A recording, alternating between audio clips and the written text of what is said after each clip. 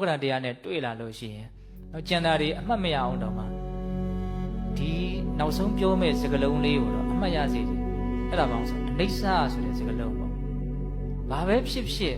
ပြီးဆုံးလိုက်နေတဲ့သဘောလေးဟာအနိစ္စပဲလေစင်ပြေပြေမပြေပြေဘလို့ပဲဖြစ်နေနေပြီးရတာကြီးပဲဘုန်းတို့တည်တံ့နေတယ်ဆိုတာဘယ်ဟာမှမရှိဘူးအကောင်းဆုံးမှန်တယ်မြမတည်တံ့ဘယ်ဟာမှတည်တံ့နေတယ်ဆိုတာမရှိဘူးပြီးသွားတာကြီးပဲပေါ့နော်ဒါပုံမြင်လေးတစ်ပုဒ်ဘုရားကတရားနဲ့ထည့်ထည့်ပြီးတော့ဟောဖို့ပါတယ်အပြင်ကြီးတစ်ပါးကပညာရှိငါအမြဲမပြတ်စဉ်းစားဆင်ခြင်မှုတကယ်လဲထိရောက်တဲ့အဆုံးအမလေးပေါ့နော်ဘလို့အနေထားနဲ့မျိုးတွေ့စဉ်းစားဆင်ခြင်ဖို့အတွက်အသုံးတည့်မဲ့အဆုံးအမလေးအတူချုပ်ပြီးတော့ငါ့ကိုရေးပြပါပညာရှိတွေကိုတောင်းဆိုတာပေါ့ဘုရင်ကြီးကအဲ့တော့သူ့ရဲ့သမီးတော်လေးကလည်းပညာရှိထဲမှာပါတယ်သူကလည်းပညာရှိအဲ့တော့ပညာရှိအမကြီးတွေကအမျိုးမျိုးဘုရင်ကြီးကို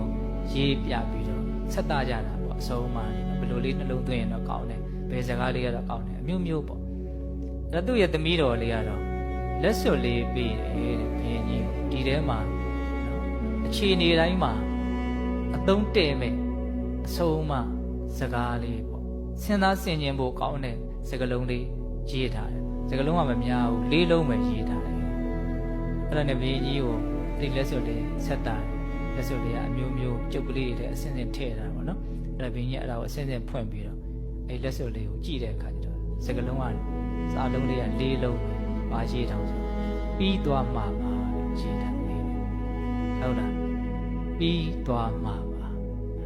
အဲ့ဒါဘယ်အခြေအနေမှာပဲဒီဟာလေးကိုဖတ်လိုက်စိတ်ကိုမှန်မှန်ကန်ကန်သိတဲ့အသိဉာဏ်တစ်မျိုးမဟုတ်တစ်မျိုးရသွားစေလိမ့်မယ်ဒီစကလုံးရဲ့နော်အစွမ်းတတ္တိနော်အကျိုးကျေးဇူးကြီးမားပုံကိုဉာဏ်ပညာရှိရင်ရှိသလောက်သိနိုင်တယ်ပေါ့နော်ဒါအနိစ္စကိုကိုးစားပြုတဲ့စကလုံးပဲလေဘယ်အတွေ့အကြုံပဲဖြစ်ဖြစ်ပြီးတော့မှကြီးပဲဟုတ်လားအဲ့လိုပြောလို့ခပ်ပေါ့ပေါ့သုံးသပ်လိုက်တာမဟုတ်ဘူးဒါအမှန်တရားပဲဟုတ်လားအကုန်လုံးကဘာဖြစ်သွားမှာတော့ပြီးတော့မှကြီးပဲဟုတ်လားအဲ့ဒီပြီးဆုံးခြင်းဆိုတဲ့အနေစာကိုမသိလို့ဘုန်းဘုန်းတို့ရဲ့စိတ်တွေကအရေးပါတဲ့အရာရောက်တယ်ထင်ပြီးတော့ပြားတွေခတ်နေနော်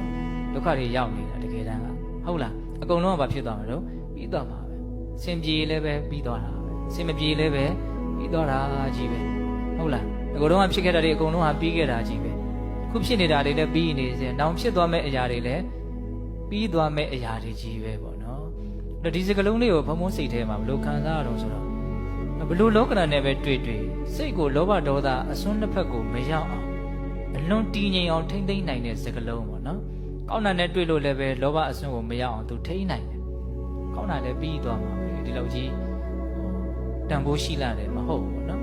မကောင်းတာလည်းပြီးသွားမှာပဲလို့စဉ်းစားလိုက်တဲ့ခါကျဒီလောက်ကြီးစိတ်ပြည့်စရာမဟုတ်ဘူးလို့ဟောအဲ့လိုမျိုးအစွန်းတစ်ဖက်ကိုမရောက်အောင်ထိမ့်ညှိပေးနိုင်တဲ့အစွမ်းရှိတယ်နော်ကောင်းတာကိုလည်းသိအထင်ကြီးစရာကြီးမဟုတ်ဘူးပြောရရောက်တယ်မကောင်းတော့လည်းတိတ်ကြောက်เสียမဟုတ်ဘူးလို့ပြောရရောက်တယ်သဘောပေါက်လားမသိဘူးအဲ့တော့နောက်ဆုံးပြောချင်တာကတော့တွေ့ကြုံလာတဲ့လောကဓာတ်တရားတွေနဲ့ပတ်သက်လာရင်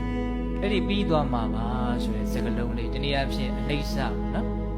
အဲ့ဒီအနိစ္စဆိုတဲ့စကားလုံးတစ်လုံးကိုဘုံဘုံတို့လွန်ပိုင်နိုင်ဖြစ်အောင်လေ့ကျင့်ထားပေါ့ဟုတ်လားအဲ့ဒီအနိစ္စဆိုတဲ့စကားလုံးတစ်လုံးတည်းကပဲဘယ်လိုလောကဓာတ်နဲ့ပဲတွေ့ကိုယ့်ရဲ့စိတ်ကိုလောဘဒေါသဖြင့်မတုံ့လှုပ်အောင်သိပေးနိုင်လိမ့်မယ်လို့ဒါကိုဘုံဘုံတို့နားလည်စေချင်တာဟုတ်လား